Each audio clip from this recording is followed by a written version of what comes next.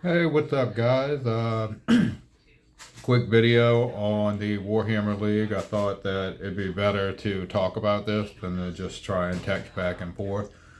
I did create a channel, 40K League information. As Zach noticed, it is information only. You can't post on this channel. I did create some links. I created a link to the rules. I updated that today. Talk about that in a second. The sign up sheet, which basically I'm wrapping that up now. I did get Christopher Richard in as the last sign up, and that's going to put us at an even 20 players. 5 person, four divisions, 5 people each division. Pretty cool. Liking where we're at there. I also put Daniel created that thread for the looking for a group, so I pinned a link to that thread with sort of instructions on how to use that. More or less what we want to do is when you want to get a game, Thursday night, Saturday morning, whatever that is, post it, use that link, post it in that channel. And when you want to find a game, go check there, see if anybody's looking for a game, answer one of those. And if nobody's looking for a game when you can play, then you post your own thread, unless of course it's, you need to play a different opponent. But that's how we're going to sort of coordinate there. I'll try to help out a little bit, I've got a couple of assisters that are also going to try to help out. Answer a quick couple questions that people asked so I don't forget. Who do you play? You play anybody. Did update the rules real quick based on Aaron's question. 2, make sure that at least 2 of your opponents are division opponents. 2 division opponents, and then 2 can be anybody. They can be in your division or not in your division as long as they're different. We're going to score you on your best 4 different scores. Listen to that wording carefully. So, yeah, I've already thought about some things that we'll probably want to evolve to. Like, I think ultimately we'll want to see this as a 5-game season, not 4-game, but to make it nice and easy, make sure everybody can get a crack at it. We're going to do 4 games this season. Probably evolve 5 to next if everybody's going to be comfortable with that. And then we'll still have sort of that, you'll have to have 2 games within your division, and then 3 games can be within or without. And then that'll be based on how things work out and player feedback. So, quick run through. What else did someone ask? Ricky asked if we were going to have all the stats on a Google spreadsheet. We will. We're going to pretty much probably my wife and I will be collaborating that this week, because we'll probably start populating it end of this week. Unfortunately, the holidays, that was when we were supposed to do it over the holiday, and then we just had something happen with the family and we were not able to do that. So apologies there, but it will be more or less ready as people start reporting. We somehow have it made because it's going to be a variation on all the data collections already in. That part's done.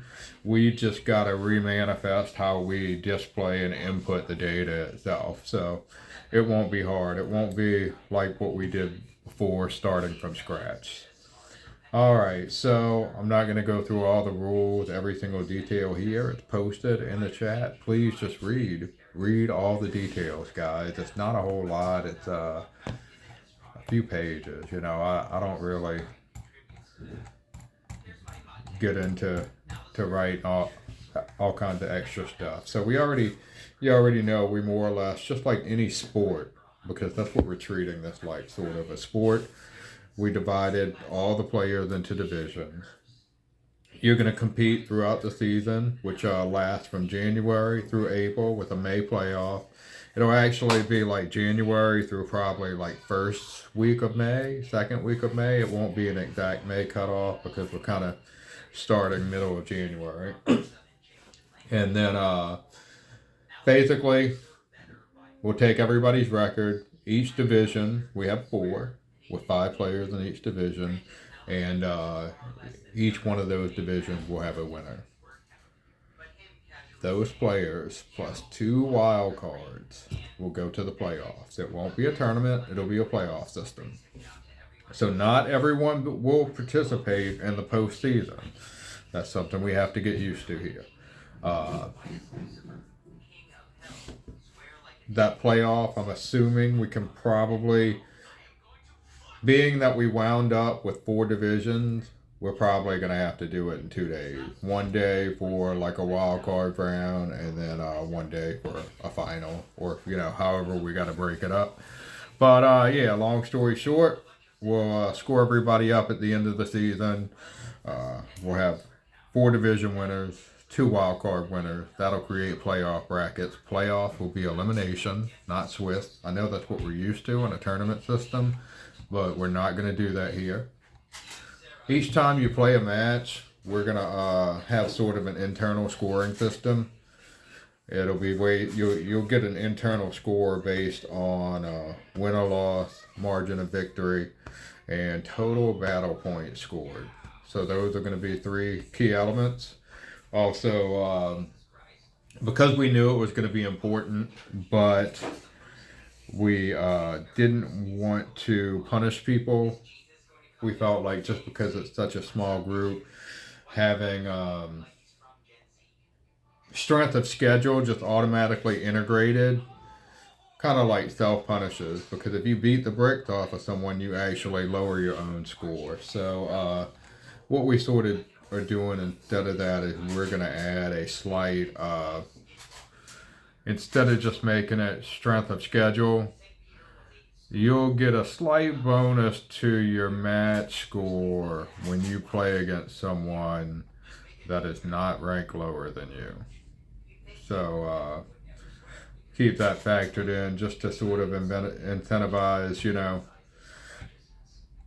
have sort of a strength of schedule when people play better opponents, higher scoring available for that, and not punish you automatically just for. I think that's the best way to do it, or one way that we're going to try. I don't know if it's the best way, but we're going to try that way.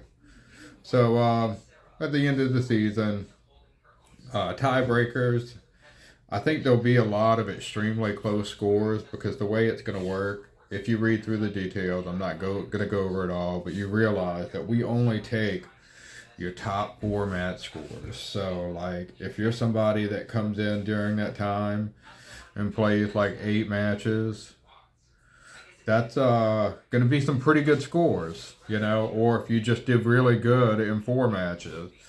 So I think, and what it looked like at the end of last season, it'll be really close, and there'll be a potential, like, you might not necessarily look like you're close on paper from second to first place in your division, but one really good match, like if you're replacing a loss with a win, that's going to make your score jump.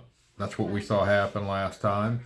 So especially like if you're someone that can come in and, even not consistent but good sometimes, you can jump in there. And I basically, what I want to say is, don't count yourself out if you're not in first place when the season's about to wrap up. That's the whole point of the system, is it's incentivized for you to be able to keep trying to play more matches and get a better score, and also giving your opponents, other division players, opportunities to do the same.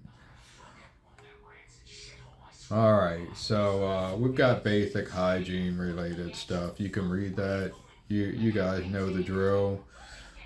We talked about league pairing and match structure. Sportsmanship, we're going to give an award for that. We've got a reward system this time, now that I saw how things panned out in the season. We want to make sportsmanship important. So read through that. Make sure you read through these details and stuff. It's not just about like, coming in, shaking hands, and having a good time. That's ultimately what it's about. But in order for both players to do that, you're expected to start to learn your rules, know your rules after you're playing here. We all very patient. We love playing new players. We don't mind if you don't know your rules. So by all means, don't let that be a deterrent.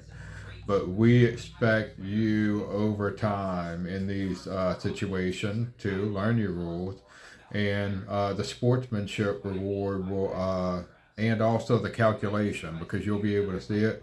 We'll be able to see your growth as a journey, of how well you're doing that, where you started at, where you had no rules knowledge, to where your new rules knowledge increases, and generally, like, your ability to play the game gets better.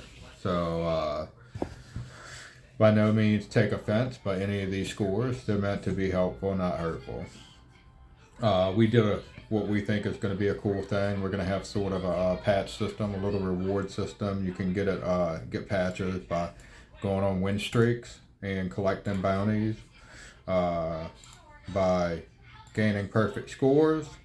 And then players who do play with fully painted armies every single time will also get an end of the season item. So the patches, I think it's going to be cool. The bounty system, I think, will be fun. We'll try to have fun with that. We'll see how it worked out. If we can, we'll test it out this season, make improvements from season to season if we can. Player input's always welcome.